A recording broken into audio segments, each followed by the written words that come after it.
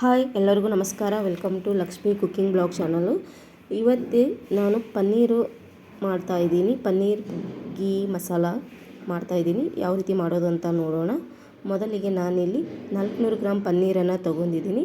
ಅದನ್ನು ಒಂದು ಮೀಡಿಯಮ್ ಸೈಜಲ್ಲಿ ಕ್ಯೂಬ್ ಥರ ಕಟ್ ಮಾಡ್ಕೊತಾ ಇದ್ದೀನಿ. ನೀವು ಯಾವ ಸೈಜಲ್ಲಾದರೂ ಕಟ್ ಮಾಡ್ಕೋಬಹುದು. ನಾನಿಲ್ಲಿ ಒಂದು ಮೀಡಿಯಮ್ ಸೈಜಲ್ಲಿ ಕಟ್ ಮಾಡ್ಕೊತಾ ಇದ್ದೀನಿ. ನೋಡಿ, ನಾನಿಲ್ಲಿ ಎಲ್ಲನೂ ಕಟ್ ಮಾಡಿ ತೊಗೊಂಡಿದ್ದೀನಿ. ಇವಾಗ ಮೊದಲಿಗೆ ಒಲೆ ಮೇಲೆ ಕಡಾಯಿಯನ್ನು ಇಟ್ಟು ಅದಕ್ಕೆ ಎಣ್ಣೆ ಮತ್ತು 1 ಸ್ಪೂನು ಖಾರದ ಪುಡಿನ ಹಾಕ್ಕೊಂಡು ಪನ್ನೀರನ್ನು ಫ್ರೈ ಮಾಡ್ಕೊತಾ ಇದ್ದೀನಿ. ಪನ್ನೀರು ಫ್ರೈ ಮಾಡಿ ಹಾಕೋದ್ರಿಂದ ಗ್ರೇವಿ ರುಚಿಯಾಗಿರುತ್ತೆ. ಹಾಗಾಗಿ ಇಲ್ಲಿ ನಾನು ಫ್ರೈ ಮಾಡಿ ಹಾಕ್ತಿದ್ದೀನಿ. ನೋಡಿ, ನಾನಿಲ್ಲಿ ಪನ್ನೀರನ್ನು ಫ್ರೈ ಮಾಡಿ ತೊಗೊಂಡಿದ್ದೀನಿ. ಎಲ್ಲನೂ ಅದೇ ರೀತಿ ಫ್ರೈ ಮಾಡಿ ತೊಗೊಂಡಿದ್ದೀನಿ. ಇವಾಗ ಅದೇ ಕಡೆಗೆ ಎಣ್ಣೆನ ಹಾಕಿ ಸ್ಪೈಸಿ ಮಸಾಲಾನ ಸೇರಿಸ್ಕೊಂಡಿದ್ದೀನಿ. ಇವು ಫ್ರೈ ಆದಮೇಲೆ ಒಂದು ದೊಡ್ಡ ಈರುಳ್ಳಿನ ಕಟ್ ಮಾಡಿ ಇಟ್ಕೊಂಡಿದ್ದೆ, ಅದನ್ನು ಇವಾಗ ಸೇರಿಸ್ಕೊಂಡಿದ್ದೀನಿ. ಈರುಳ್ಳಿ ಚೆನ್ನಾಗಿ ಫ್ರೈ ಆದಮೇಲೆ ಕೆಂಪಗೆ ಫ್ರೈ ಆಗೋವರೆಗೂ ಫ್ರೈ ಮಾಡ್ಕೊಂಡು ಇವಾಗ ನಾನು ಸ್ವಲ್ಪ ಇಂಗನ್ನು ಸೇರಿಸ್ಕೊಂಡಿದ್ದೀನಿ.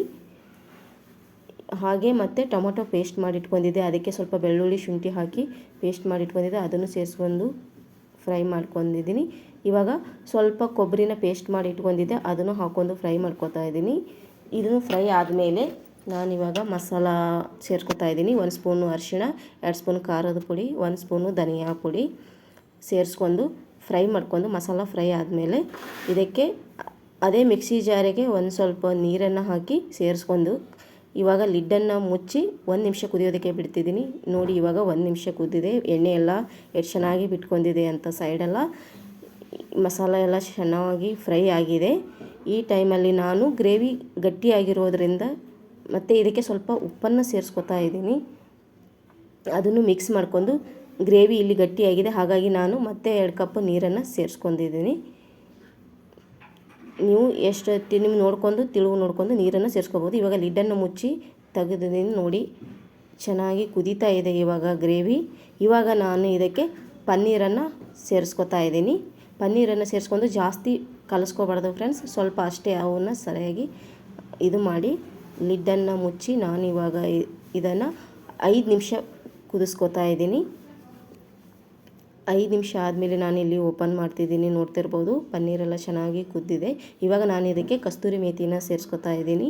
ಹಾಗೆ ಸ್ವಲ್ಪ ಕೊತ್ತಂಬರಿನ ಸೇರಿಸ್ಕೊಂಡಿದ್ದೀನಿ. ಇವಾಗ ಇದನ್ನು ಜಾಸ್ತಿ ಕಲಿಸ್ಕೊಳ್ಳೋಕ್ಕೆ ಹೋಗಬಾರ್ದು, ಸ್ವಲ್ಪ ಅದನ್ನು ಇದು ಸೈಡಿಗೆ ಇದು ಮಾಡಿದ್ರೆ ಸಾಕು.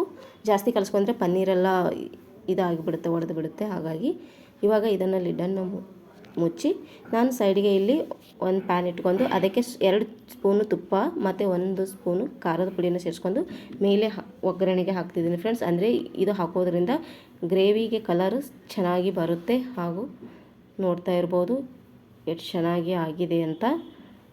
ನಾನು ಪನ್ನೀರ್ ಗೀ ಮಸಾಲ ಮಾಡ್ತಿರೋದ್ರಿಂದ ನಾನು 2 ಸ್ಪೂನ್ ತುಪ್ಪನ ಇಲ್ಲಿ ಸೇರಿಸ್ಕೊಂಡಿದ್ದೀನಿ.